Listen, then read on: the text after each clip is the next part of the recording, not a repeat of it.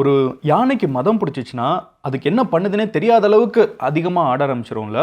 பாகிஸ்தான் இன்னைக்கு அந்த மாதிரி ஒரு மதம் பிடிச்ச உடஞ்சு போயிட்டு இருக்கக்கூடிய ஒரு யானையாக மாறிட்டு இருக்குது. அது புரியல, பாகிஸ்தானியா உடையுது, பாகிஸ்தானியா ஒரு பைத்தியக்கார யானைன்னு சொல்கிற அப்படின்னு கேட்டிங்கன்னா, இவ்வளோ நாள் பாகிஸ்தான் என்ன பண்ணிட்டு இருந்தாங்க? நம்ம மேலே குண்டு போட்டுட்டு இருந்தாங்க, நம்மளை தொல்லை பண்ணிட்டு இருந்தாங்க.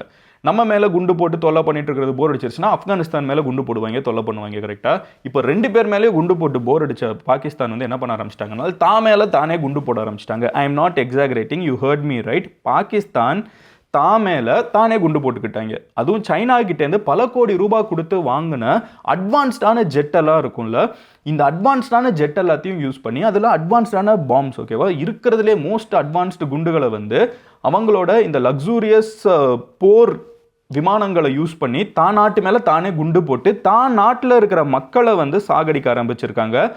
அதில் இருக்கிற சில வீடியோலாம் சில ஃபோட்டோஸ்லாம் நான் உங்களுக்கு இதில் சும்மா கூட காமிக்க முடியாது. குழந்தைங்க, பச்சை குழந்தை கையில் வந்து அப்பா வந்து வச்சுட்டு கதறிட்டு இருக்காரு. என் குழந்தை என்ன பாவம் பண்ணுச்சு? குழந்தைங்க வந்து செத்து கிடக்குது. சின்ன சின்ன குழந்தைங்க, கை குழந்தைங்களை வந்து சாகடிச்சிருக்காங்க.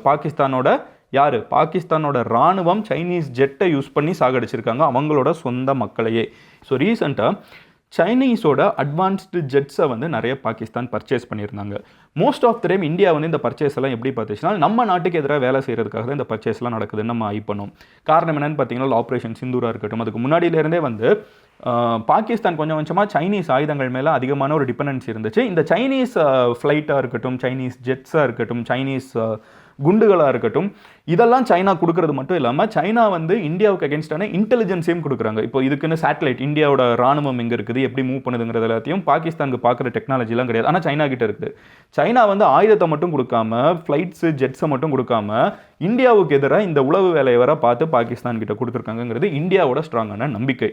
ஸோ இப்போ இவ்வளோ காம்ப்ளிகேட்டடாக இந்தியாவுக்கும் பாகிஸ்தானுக்கும் பிரச்சனை போயிட்டு இருக்கப்போ சைனா கிட்ட வந்து பாகிஸ்தான் மண்டிட்டு இது எல்லாத்தையும் வாங்கிக்கிட்டு இருக்குது. இது இந்தியாவுக்கு பிரச்சனை தான் யோசிச்சுட்டு இருந்தோம். பட் ஆக்சுவலாக பாகிஸ்தான் என்ன பண்ணியிருக்குனால், இந்த ஜெட்டை எடுத்து நம்ம மேலே தாக்குறதை விடுங்க, இவங்க எங்கே போய் இப்போ தாக்கியிருக்காங்கன்னு பார்த்தீங்கன்னா அவங்களோட சொந்த மக்கள் மேலே. எந்த ரீஜன் அப்படின்னு பார்த்தீங்கன்னா கைபர் பன்குந்த்வா அப்படின்னு, அது எனக்கு எக்ஸாக்டாக ப்ரொனன்சியேஷன் வரல. எப்போவுமே நான் இங்கே வந்து ஒரு மேக் வச்சுருப்பேன், ஒரு லேப்டாப் வச்சுக்கிட்டு அதில் வந்து நான் பார்த்துருவேன் அந்த இன்ட்ரெஸ்டிங்கான வார்த்தைகள், வாய்க்குள்ளே நுழையாத வார்த்தைகளை நான் வாசிச்சு சொல்லிடுவேன். பட் இன்றைக்கி நான் ட்ராவல் பண்ணுறேன், உங்களுக்கே பேக்ரவுண்ட் பார்த்தா தெரியும், என்கிட்ட லேப்டாப் எதுவும் இல்லை.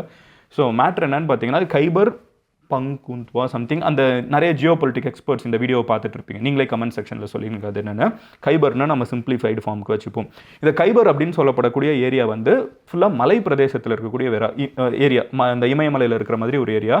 இது இந்தியா இங்கே இருக்குது, பாகிஸ்தான் இங்கே இருக்குது, கரெக்டாக நம்மளுக்கு மேலே இங்கே இருக்குது இப்படி சைடில். இதுக்கு அடுத்து ஆப்கானிஸ்தான் இருக்குது. இந்த கைபருங்கிற ஏரியா வந்து பாகிஸ்தானுக்கும் ஆப்கானிஸ்தானுக்கும் பார்டர் ஏரியா இருக்குது தெரியுமா, மலை பிரதேசம், அதுதான் இந்த கைபர் அப்படிங்கிற ஏரியா. பாகிஸ்தானுக்கு சுதந்திரம் கிடைச்ச காலகட்டத்திலேருந்து 1947 ஆகஸ்ட் 14 கைபர் அப்படிங்கிற இந்த ஒரு பகுதியில் வந்து பாஷ்தூன் அப்படின்னு சொல்லப்படக்கூடிய மக்கள் மலையில் வந்து வாழ்ந்துட்டு இருக்காங்க, மலைவாழ் மக்கள், ஓகேவா. இவங்களுக்கும் பாகிஸ்தானில் பேசப்படக்கூடிய பஞ்சாபிஸ்க்கும் சம்மந்தமே கிடையாது. மொழியாக இருக்கட்டும், கலாச்சாரமாக இருக்கட்டும், அவங்களோட உடைகளாக இருக்கட்டும், எதுவுமே வந்து சம்மந்தம் கிடையாது. பாகிஸ்தான் வந்து அமல்கமேஷன் ஆஃப் மல்டிபிள் கல்ச்சர்ஸ் தான். ஸோ இப்படி இருக்கக்கூடிய ஒரு பர்டிகுலர் இந்தியா மாதிரி தான், ஓகேவா, மல்டிபிள் கல்ச்சர்ஸ். ஆனால் இந்தியாவில் வந்து எல்லாரையும் சமமாக ட்ரீட் பண்ணும், எல்லா லாங்குவேஜ்க்கும் ரெஸ்பெக்ட் இருக்குது, இதெல்லாம் இருக்குல்ல. பாகிஸ்தானில் அது கிடையாது.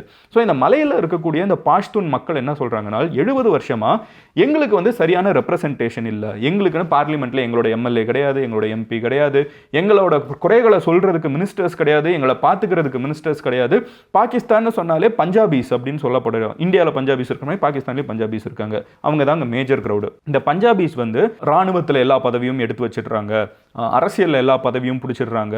எங்களை மாதிரி பாஷ்தூன் மக்கள் வந்து எங்களோட உரிமைகளை கேட்டால் எங்களை அடக்குறாங்க அப்படின்னு சொல்லிட்டு 70 வருஷமாக இவங்களுக்கு இருக்கிற பிரச்சனை. ஒரு 30-40 வருஷமாக என்ன ஆரம்பிச்சிருச்சுன்னா, இந்த போராட்டம் வந்து ஆயுத புரட்சியாக மாறிடுச்சு. ஸோ அங்கே இருக்கிறவங்க ஆயுதத்தை தூக்கி, அங்கே இருக்கிற யங்ஸ்டர்ஸ் நிறைய பேர் லாஸ்ட் ஒரு 30-40 இயர்ஸாக எங்களுக்கு பாகிஸ்தானே வேணாம், பாகிஸ்தானே எங்களை ஒழுங்காக நடத்துறது கிடையாது, பாகிஸ்தான் வந்து எங்களை அடக்குமுறைக்குள்ளே ஆளாக்குறாங்க, எங்களை வந்து அடக்கி வைக்கிறாங்க, எங்களை ஒடுக்குறாங்க, எங்களுக்கு பாகிஸ்தான் கூட இருக்க வேணாம், எங்களுக்கு பாகிஸ்தான் ராணுவமும் வேணாம் அப்படின்னு சொல்லிட்டு ஆயுத புரட்சி நடத்த ஆரம்பிக்கிறாங்க. பாகிஸ்தான் ராணுவம் வந்து ஸ்டார்டிங்லேயே இவங்களை பெருசாக கண்டுக்கல. நான் ஒரு நாட்டோட ராணுவம், நீ எல்லாம் ஒரு ஆளான்னு சொல்லி தட்டி விட்டாங்க. ஆனால் நாளுக்கு நாள் இவங்க பயங்கரமாக பெருசாகிட்டு இருக்காங்க. இவங்களுக்கு நிறைய சப்போர்ட் வந்து இன்டர்நேஷ்னலாக கிடைக்க ஆரம்பிக்குது. ஒரு இன மக்கள் அவங்கள வந்து கம்ப்ளீட்டாக இன்னொரு இனம் வந்து அழிக்குது, அடக்குது, அமுக்குது அப்படின்னா உலகத்தில் அவங்க மேலே சிம்பத்தி இருக்கிறவங்க நிறைய பேர் வருவாங்க, அவங்க மேலே காசு கரெக்டாக இருக்குதுன்னு யோசிக்கிறவங்க இருப்பாங்க. அது போக ரொம்ப முக்கியமாக இந்த கைபர் அப்படிங்கிற ஒரு பகுதி சொன்னேன்ல, பாகிஸ்தான் ஆப்கானிஸ்தான் பார்டர், ஓகேவா?